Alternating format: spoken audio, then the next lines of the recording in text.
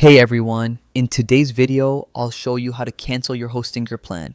Whether you're switching providers or just restructuring your online needs, the process is quick and straightforward. Let's go step by step. First, open your preferred browser and head to hostinger.com. This is where everything starts.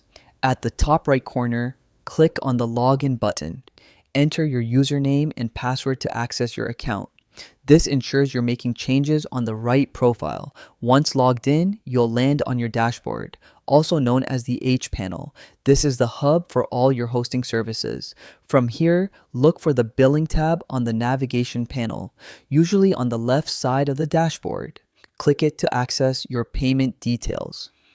Inside billing, click on the subscriptions tab. This section lists all your active services, including hosting plans. Find the plan you want to cancel. Each one is clearly labeled, so it should be easy to identify.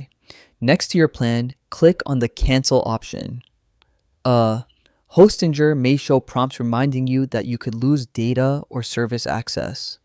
If you're sure, confirm the cancellation. Follow through the confirmation steps.